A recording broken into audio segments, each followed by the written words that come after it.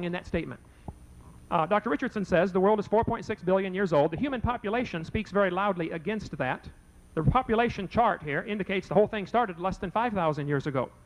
Well, the Bible teaches there was a flood that destroyed the whole population of the world and began 5,000 years ago. How much time left?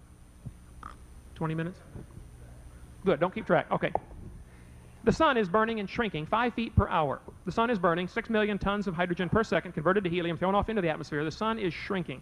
All astronomers realize that. The shrinking sun at that rate, and we don't know if it's linear or geometric, I understand that, but 20 million years ago the sun would have been big enough to touch the earth. If they want to teach the world is 4.6 billion years old, they better have an answer for the fact the sun is shrinking. It is shrinking. The magnetic field of the earth is getting weaker and weaker. NASA says the half-life is 830 years. 15,000 years ago, nothing could live on Earth because the magnetic field would have been too strong. Magnetic field, by the way, prevents the formation of carbon-14. Carbon-14 in the atmosphere is increasing because of the declining magnetic field. So if you dig up an animal from 5,000 years ago, he's going to carbon date like he's 50,000 years old because they had less carbon-14 in the atmosphere. They forgot to allow for the declining magnetic field. They went to the moon, got lunar rocks, dated them 8 different ways, got 8 different numbers. None of the numbers fit their theory, so they were all rejected, and they picked the number that fit the theory. The moon is going around the Earth, but the moon is getting further and further away. The moon is receding. Astronomers will tell you we are losing the moon. At the current recession rate, going backwards in time, the moon used to be closer.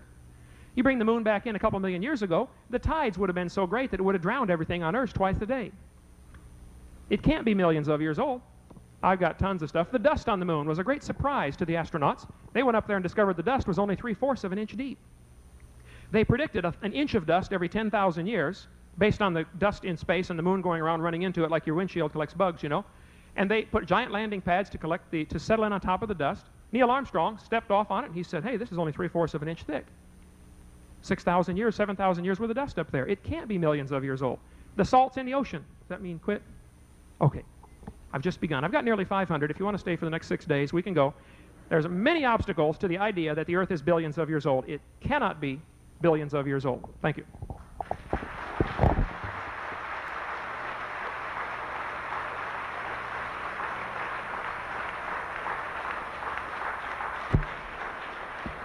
Thank you to both of you.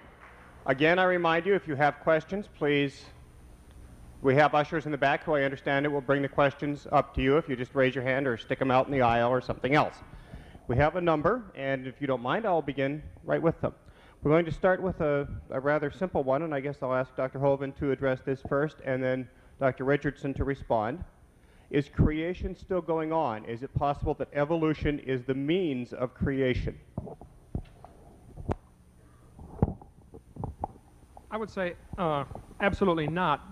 My idea, the God that I worship, does not use blind random chance. He knows what he wants first time and he makes it right first time. There's no need for progressive creation. The Bible certainly teaches he was finished and done on the 6th day and he rested the 7th day. There has been no more creation, only preservation and decay as it is falling apart from the curses on the earth, and we are definitely falling apart. Our rotational velocity is declining. We're losing our speed, indicating it can't be millions of years old. I got another one in there. So, no, I don't believe creation is still going on. It was a finished one-time act. The evolutionists will quickly say that evolution of many species is no longer going on either. Ask them why, since chimpanzees are still having babies, none of the chimpanzees are becoming more human. They will say, well, they reached a state of perfection. So evolution has, for all practical purposes, stopped or slowed down to the point where it's not visible to observe. So really, both are taking the same evidence that there is nothing changing dramatically now. Both are interpreting it in light of their preconceived idea. Okay, thank you. Dr. Richardson, is it possible that evolution is the means of creation?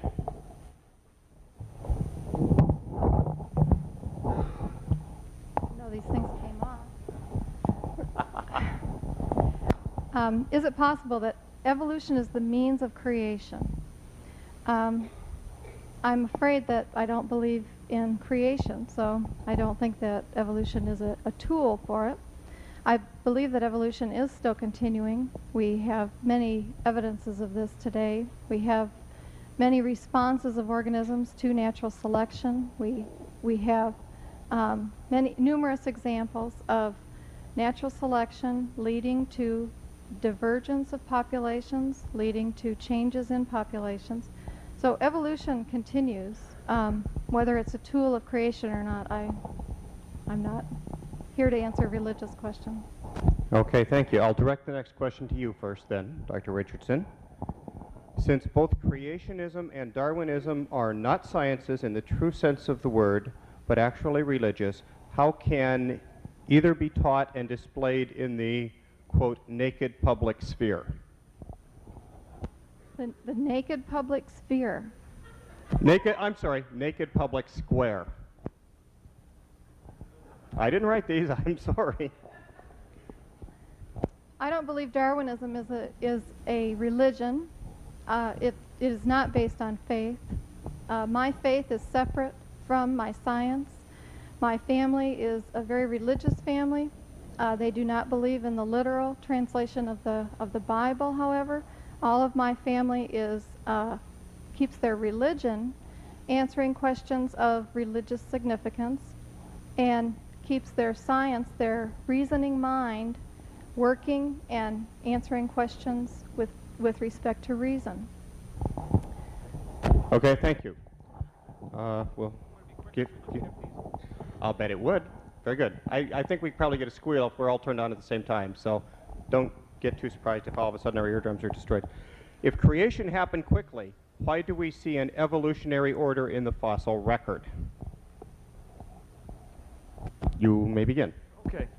If creation happened quickly, why do we see an evolutionary, what was the question? Progression?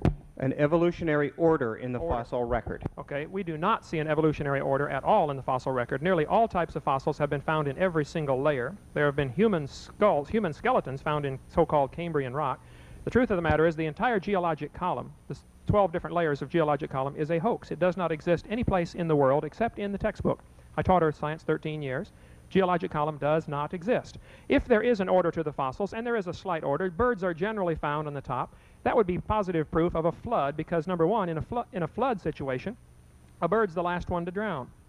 And when he does drown, he's got hollow bones and feathers, so he floats. Of course, he's buried on top. But there is no true, definite order to the geologic column, and it certainly does not support evolution. Modern horse skeletons have been found in layers lower than Eohippus. Okay, thank you. Dr. Richardson. Would you like me to repeat the question? Please. If creation happened quickly, why do we see an evolutionary order in the fossil record? Thank you. There is an evolutionary order in the fossil record. The geologic timescale was written by early geologists who were all creationists. Creationists constructed the geologic timescale and used it to support their theory of successive creations. Early creation theory said that there were 4 separate creations: spontaneous generation or creation following each of 4 successive floods. So the geologic timescale is well studied, well delineated. There is a progression from bacteria to modern organisms, and I know that birds float to some extent, but they're also a modern organism, and we would expect to find modern organisms fossilized most recently on top of the geologic timescale, and that's just what we find.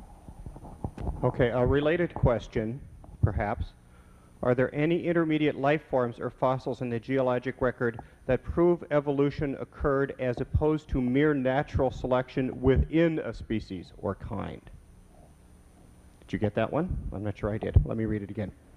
Are there any intermediate life forms, fossils,